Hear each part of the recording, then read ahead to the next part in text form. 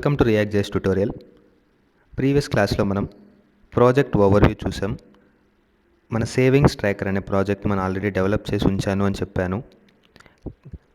అది ఎట్లుంటుంది, మన లాజిక్ ఏంటి, మనం ఏం లాజిక్ ఫామ్ చేసాము, మన లాజిక్ ఏంటి, యూఐలో ఎలా డిస్ప్లే చేసాము, ఒక కాంపోనెంట్స్ అంటే ఏంటి, కోడ్ స్ట్రక్చర్ ఎలా ఉంటుంది, స్టేట్ అంటే ఏంటి, ప్రాప్స్ అంటే ఏంటి అని కూడా చూసాము. ఈ వీడియోలో మనం ప్రాజెక్ట్ నేను ఇందాక సేవింగ్ ట్రాకర్ ప్రాజెక్ట్ మీకు ఓవర్వ్యూ చూపించినప్పుడు మొత్తం ప్రాజెక్ట్ని మనం రైట్ ఫ్రమ్ ది స్క్రాచ్ చేయబోతున్నాం అని చెప్పాను. ఇప్పుడు మనం right from the scratch project start చేస్తున్నాం. మరి ఇప్పుడు మా స్క్రీన్ చూసినట్టయితే ఇది శాంపుల్ రియాక్ట్ ప్రాజెక్ట్. మీరు ఎన్పిఎక్స్ క్రియేట్ రియాక్ట్ యాప్ అని కొట్టి మీకు ఒక ప్రాజెక్ట్ నేమ్ ఇవ్వగానే ఆటోమేటిక్గా నోడ్ మాడ్యూల్స్ అన్నీ డౌన్లోడ్ అయిపోతుంది. ఇలా డౌన్లోడ్ అయిన తర్వాత మీరు దాన్ని కానీ npm స్టార్ట్ అని ఒక కమాండ్ ఇచ్చి స్టార్ట్ చేశారు అంటే ప్రాజెక్ట్ని, మీకు శాంపిల్గా already pre built React code ఉంటుందన్నమాట app.js అనే కాంపోనెంట్లో. ఆ app.js అనే కాంపోనెంట్ మీరు ఇక్కడ డిస్ప్లే చేస్తుందన్నమాట. ఓకే, మనం ఇప్పుడు కోడ్ ఎన్విరాన్మెంట్లోకి వెళ్ళి కొన్ని కాన్సెప్ట్స్ నేర్చుకోబోతున్నాం. మనం థియరిటికల్గా లాస్ట్ టైం రియాక్ట్ బేసిక్స్ చూసాము, ప్రాక్టికల్గా కూడా మనం ప్రాజెక్ట్ ఓవర్వ్యూలో చూసాము. ఇప్పుడు right from the scratch start చేయబోతున్నాం సేవింగ్స్ ట్రాకర్ అనే ప్రాజెక్ట్. కాబట్టి ఏమేమి చేయొచ్చు, ఏమేమి చేయకూడదు, రియాక్ట్లో బేసిక్గా ఒక కాంపోనెంట్ రాయాలి అంటే ఒక కాంపోనెంట్లో ఏమేమి కోడ్ ఉంటుంది, యాక్చువల్గా కాంపోనెంట్ లోపల కోడ్ అంటే ఎట్లా ఉంటుంది, ఎట్లా రాయాలి, ఎట్లా రాయకూడదు అని చూడబోతున్నాం. Okay, let's get started. చూడండి, ఇప్పుడు మనం రియాక్ట్ జేఎస్ ప్రాజెక్ట్లోకి వచ్చాము. ఇది సేవింగ్స్ ట్రాకర్ అనే ప్రాజెక్ట్. ఎస్ఆర్సి అనే సోర్స్ ఫోల్డర్ లోపల app.js అనే ఫైల్ ఓపెన్ చేసుకోండి. ఆ దాని లోపల బేసిక్గా 2 ఇంపోర్ట్ లైన్స్ ఉంటాయి. నెక్స్ట్ ఒక ఫంక్షన్ ఉంటుంది. ఫంక్షన్ లోపల రిటర్న్ నుండి ఒక JSX ఉంటుందన్నమాట. మనం చాలాసార్లు చెప్పుకున్నాం JSX అంటే ఏంటి అని. This is nothing but JSX. మనం ఇక్కడ హైలైట్ చేసింది JSX. నెక్స్ట్ ఈ కాంపోనెంట్ని ఎక్స్పోర్ట్ చేస్తున్నాం అనమాట. ఎక్స్పోర్ట్ డిఫాల్ట్ మీకు ఆల్రెడీ ప్రీరిక్సెట్స్ క్లాస్లో చెప్పాను, జావాస్క్రిప్ట్ ఓవర్వ్యూ క్లాసెస్లో కూడా చెప్పాను ఇంపోర్ట్ ఎక్స్పోర్ట్ ఎట్లా ఫంక్షన్ చేస్తుంది అని. ఇక్కడ ఎక్స్పోర్ట్ డిఫాల్ట్ యాప్ అని ఇవ్వడం వల్ల నెక్స్ట్ కాంపోనెంట్లో మనం ఎప్పుడన్నా ఈ యాప్ అనే కాంపోనెంట్ వాడుకోవాలి అంటే డైరెక్ట్గా ఇంపోర్ట్ యాప్ ఫ్రమ్ లొకేషన్ ఇవ్వచ్చు. ఒకవేళ మనకు డిఫాల్ట్ ఇవ్వలేదు అంటే మనం కర్లీ బ్రేసెస్ యూస్ చేసుకొని ఇంపోర్ట్ చేసుకోవాలన్నమాట నెక్స్ట్ ఫోల్డర్లో. నేను కూడా క్లియర్గా దాన్ని ఇప్పుడు చూపిస్తాను. ఇప్పుడు నెక్స్ట్ ఒక కాంపోనెంట్ క్రియేట్ చేద్దాం. ఇంపోర్ట్ ఎక్స్పోర్ట్ గురించి కూడా మనం క్లియర్గా చూద్దాం.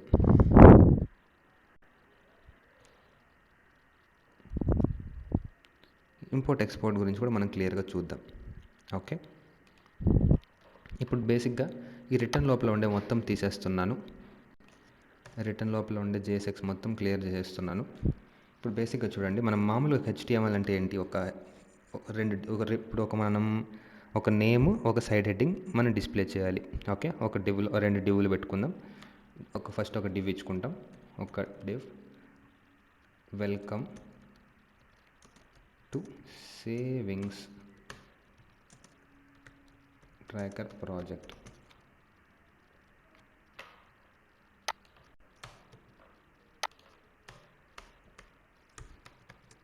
ఓకే, నెక్స్ట్ ఇంకో డివ్లో దాని డిస్క్రిప్షన్ ఇచ్చుకోబోతున్నాం అనమాట. This will save your time in making note of all the calculations done each month. Okay, ఇప్పుడు చూడండి, మనం ఇప్పుడు క్రోమ్లోకి వెళ్ళి చూస్తే కంపైల్ ఎర్రర్ వచ్చిందనమాట. కంపైల్ ఎర్రర్ ఏమొచ్చిందో కూడా చూద్దాం. adjacent JSX element must be wrapped in a enclosed tag. Did you want a JSX fragment? Okay, అంటే ఏం చెప్తున్నారు ఇక్కడ అంటే మనం ఇక్కడ రిటర్న్ అనేది మామూలుగా మనం ఏ ఫంక్షనల్ ప్రోగ్రామింగ్ చేసినా కూడా, వేరే ప్రోగ్రామింగ్ ఏం చేసినా కూడా మీరు రిటర్న్లో ఒకటి మాత్రమే ఇవ్వగలుగుతారు, ఒక్కటి మాత్రం రిటర్న్ చేయగలుగుతారు. మీరు మల్టిపుల్ రిటర్న్ చేయాలి అంటే ఒక అరే లోపల దాన్ని ఇంటిగ్రేట్ చేసి అరేని రిటర్న్ చేస్తారు, కానీ మీరు ఒక్కదాన్ని మాత్రమే రిటర్న్ చేయగలుగుతారు అనమాట. ఒక్క వేరియబుల్ కానీ ఒక వాల్యూని మాత్రం మీరు రిటర్న్ చేయగలుగుతారు. ఇక్కడ 2 డివ్లు ఉన్నాయి. రెండు డివ్లు ఇచ్చాము సపరేట్గా, కాబట్టి రియాక్ట్ కన్ఫ్యూజ్ అవుతుంది. ఇది జేఎస్ఎక్స్ అంటే ఇది జేఎస్ఎక్స్ వాడుతుంది కాబట్టి ఇది కన్ఫ్యూజ్ అయిపోయింది అనమాట. రెండు రిటర్న్ చేస్తున్నాం ఏంటి అనేటట్టు. కాబట్టి ఇక్కడ ఎర్రర్లో మనం క్లియర్గా చూసుకున్నట్టయితే adjacent JSX elements must be wrapped in enclosed tag. ఇవి మొత్తము ఒక ట్యాగ్ లోపల ఎన్క్లోజ్ అయి ఉండాలన్నమాట. ఇప్పుడు చూడండి, సింపుల్గా చెప్తాను చూడండి. ఇప్పుడు దీని అన్నింటినీ ఒక డివ్ లోపల కానీ మనం తోసేసాము అంటే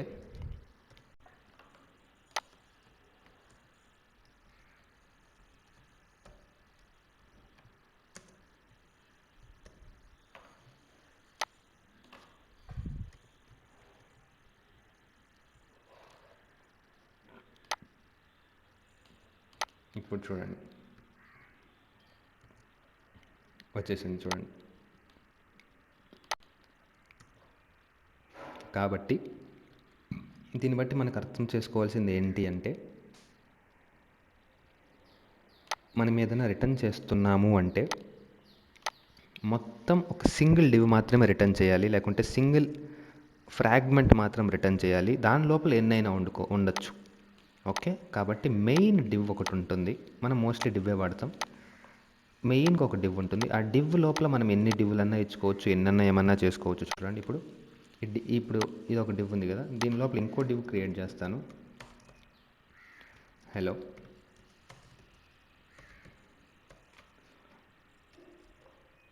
ఈ హలోని స్పాన్లో ఇంటిగ్రేట్ చేస్తా. స్పాన్లోకి నెక్స్ట్ ఇంకో స్పాన్ ఇద్దాం. సారీ, స్పెల్లింగ్ తప్పు.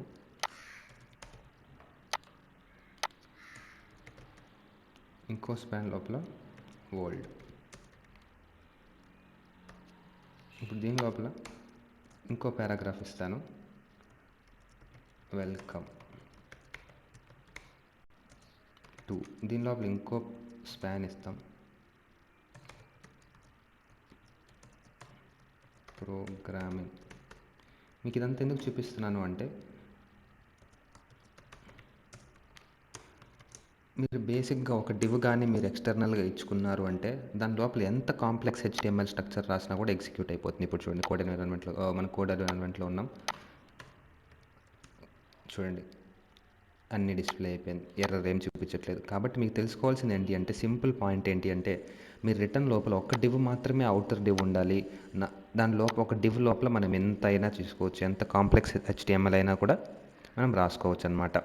ఓకే ఓకే మీరు తెలుసుకోవాల్సిన ఫస్ట్ పాయింట్ ఇదే. జేఎస్ఎక్స్ని ఎట్లా రిటర్న్ చేయాలో మీరు తెలుసుకున్నారు కదా. నెక్స్ట్ ఇంకో కాంపోనెంట్ క్రియేట్ చేద్దాం. ఇక్కడ ఇంకో కాంపోనెంట్ క్రియేట్ చేసి ఇక్కడ ఏం చేద్దామంటే, మనం ఒక కొత్త ఫోల్డర్ని డిఫైన్ చేసుకుందాం. మనం ఈ ప్రాజెక్ట్లో చేయబోయే కాంపోనెంట్స్ అన్నీ ఈ ఫోల్డర్ లోపల ఉంటుంది. ఈ ఫోల్డర్ లోపల మనము ఫస్ట్ సేవింగ్స్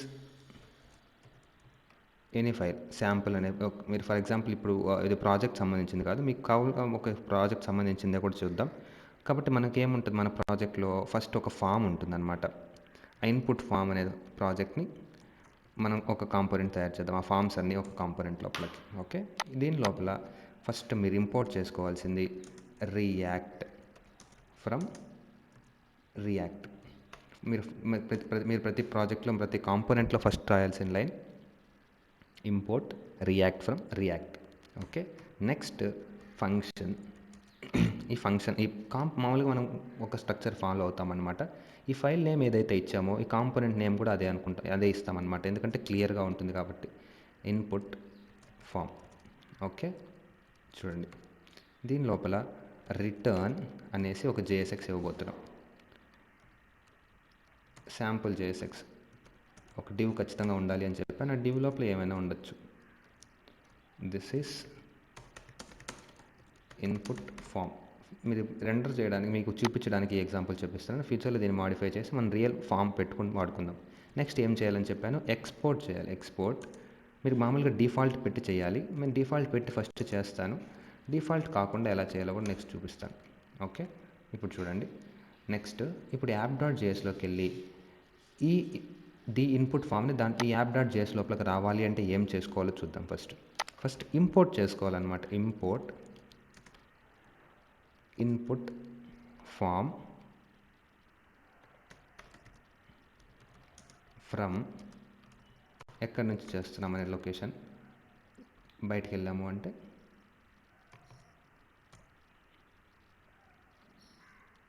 ఓకే, మనం కాంపోనెంట్స్ అనే చోటు నుంచి తీసుకుంటున్నాం కదా, యాప్ డాట్ జేఎస్ నుంచి ఈ కాంపోనెంట్లోకి వెళ్ళాలి కాబట్టి ఒక సింగిల్ ఒక dot components dot input form. Okay, ఇప్పుడు మనం దీన్ని ఇంపోర్ట్ చేసుకున్నాం. దీన్ని మనం ఇక్కడ లాస్ట్లో ఫైనల్లో ఇన్పుట్ ఫామ్ ఇచ్చామనుకోండి, మనకి కాంపోనెంట్ మనం ఇంటిగ్రేట్ చేసుకున్నట్టు. చూడండి, input form is okay. Refresh చేయాలి. దిస్ ఈజ్ ఇన్పుట్ ఫామ్ అనేది మనకి ఇన్పుట్ ఫామ్లో నుంచి వస్తుందన్నమాట. ఓకే, ఇప్పుడు మనం డిఫాల్ట్ తీసేసామనుకోండి, చూద్దాం ఏమవుతుందో. ఎక్స్పోర్ట్ ఇన్పుట్ ఫామ్ అని ఇచ్చాను, ఏమవుతుందో చూడండి. అన్ఎక్స్పెక్టెడ్ టోకెన్ ఎక్స్పెక్టెడ్ దిస్ అంటే మనం ఇక్కడ ఇట్లా సింపుల్గా దీన్ని ఎక్స్పోర్ట్ చేయలేం కాబట్టి కర్లీ బ్రేసెస్తో దీన్ని ర్యాపప్ చేసి పంపించాలన్నమాట. ఓకే, ఇప్పుడు చూడండి, ఇప్పుడు యాప్ డాట్ జేఎస్లో ఎర్రర్ వచ్చింది. Does not contain any default export, మన డిఫాల్ట్ ఇవ్వట్లేదు కాబట్టి ఏం చేయాలి, మీరు ప్రీవియస్ క్లాస్లో మనం గుర్తుపెట్టుకున్నట్టయితే ఇక్కడ కూడా కర్లీ బ్రేసెస్ వాడాలి ఇంపోర్ట్ చేసుకోవడానికి. ఇప్పుడు కరెక్ట్గా వర్క్ అవుతుంది. చూడండి ఇప్పుడు వర్క్ అయింది. ప్రీవియస్ క్లాస్లో నేను ప్రాక్టికల్ ఎగ్జాంపుల్లో చూపిస్తాను అని చెప్పాను, జావాస్క్రిప్ట్ ఓవర్వ్యూలో ఇంపార్టెంట్ ఎక్స్పోర్ట్స్ టాపిక్ చెప్పుకున్నప్పుడు. మీకు అది మామూలు జేఎస్ఎక్స్లో మామూలు జావాస్క్రిప్ట్లో అది కొంచెం కష్టం అవుతుంది కాబట్టి మన ప్రాజెక్ట్లోకి వెళ్ళిన తర్వాత చూపిద్దాము అని అప్పుడు నేను ప్రాక్టికల్ సెషన్ చూపించలేదు ఇంపార్టెంట్ ఎక్స్పోర్ట్, దానికని ఇప్పుడు క్లియర్గా ఎక్స్ప్లెయిన్ చేస్తున్నాను అనమాట. ఇప్పుడు చూడండి, డిఫాల్ట్ పెట్టుకోకపోతే ఇదంతా అవసరం లేదు, ఈ కర్లీ బ్రేసెస్ అవసరం లేదు, ఇక్కడ కర్లీ బ్రేసెస్ అవసరం లేదు. సింపుల్గా మనం అయిపోవాలి అంటే మనం సింపుల్గా అక్కడ డిఫాల్ట్ పెట్టేసామంటే ఈజీగా అయిపోతుంది అనమాట.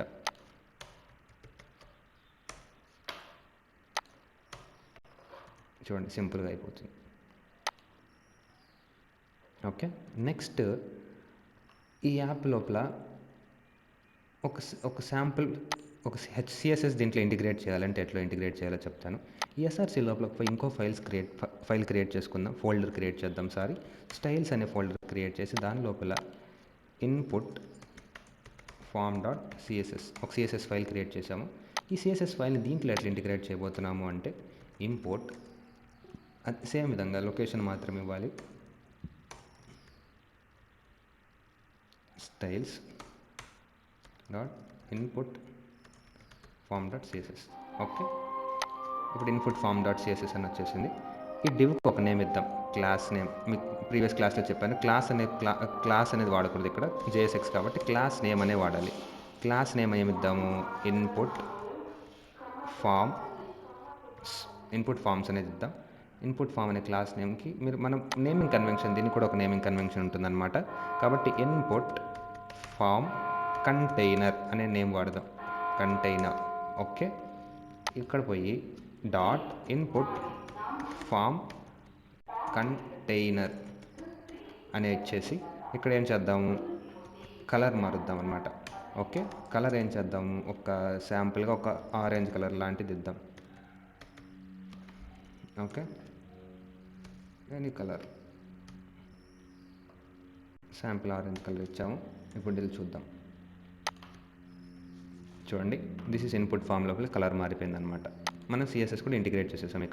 ఇక్కడ సిఎస్ఎస్ ఇంటిగ్రేట్ చేయకుండా మనం ఇన్లైన్ స్టైలింగ్స్ కూడా చేసుకోవచ్చు అనమాట.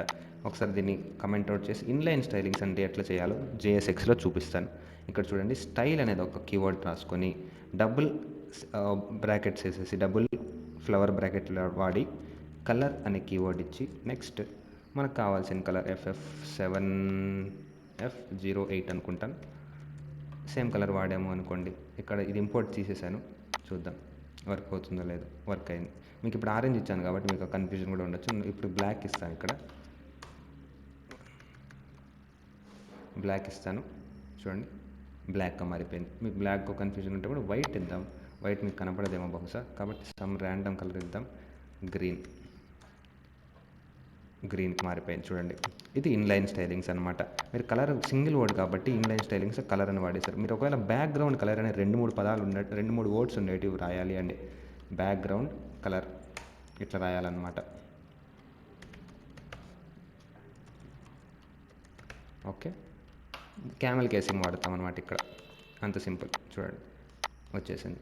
Okay, this is inline stylings ఇట్లా వాడుకోవాలి. మీరు ఇది కాకుండా స్టైలింగ్ కాంపోనెంట్స్ అనుకుని ఉంటాయి. రియాక్ట్ చేస్తూనే ఇన్లైన్ స్టైలింగ్స్ కాకుండా ఇంకో టైప్ ఆఫ్ సిఎస్ఎస్ మనం వాడుకోవచ్చు. స్టైలింగ్ కాంపోనెంట్స్ అనుకుని ఉంటాయి. అవి ఫ్యూచర్ క్లాసెస్లో ఒక సపరేట్ మాడ్యూల్ ఉంది, అందులో మీకు చూపిస్తాను. దానికి ముందు సిఎస్ఎస్ని మీరు ఒక ఫైల్ ద్వారా ఎట్లా ఇచ్చారు, ఇన్లైన్ స్టైలింగ్ ద్వారా ఎట్లా ఇచ్చారు అని మీకు క్లియర్గా అర్థమై ఉంటుంది. కాబట్టి ఇన్లైన్ స్టైలింగ్స్ ఇలా ఇచ్చుకోవచ్చు. ఇట్లా కంటిన్యూస్గా మనం సిఎస్ఎస్ డిఫైన్ చేసుకుంటే వెళ్ళిపోవచ్చు. ఇన్లైన్ స్టైలింగ్ మీరు సిఎస్ఎస్లో కంటే మనం ఒక క్లాస్ నేమ్ డిఫైన్ చేసుకొని ఇట్లా క్లాస్ నేమ్ సపరేట్గా ఇచ్చుకుంటూ వెళ్ళొచ్చు అనమాట. ఓకే, ఈ క్లాస్లో మనం జేఎస్ఎక్స్ని ఎట్లా వాడుకోవాలి అని చూసుకుందాం. ఇంపోర్ట్ అండ్ ఎక్స్పోర్ట్స్ ఎలా వాడాలో చూసుకుందాం. సిఎస్ఎస్ స్టైలింగ్స్ ఎట్లా ఇన్లైన్ స్టైలింగ్ చేసుకొని ఎలా వాడుకోవడం, లేకుంటే సిఎస్ఎస్ ఫైల్ని ఇంపోర్ట్ చేసుకొని ఎలా వాడుకోవడం ఒకటి చూసుకున్నాం. నెక్స్ట్ క్లాస్లో ఈ ప్రాజెక్ట్ని కంటిన్యూగా నెక్స్ట్ ఫర్దర్గా ప్రొసీడ్ అవుదాం. Okay, thank you.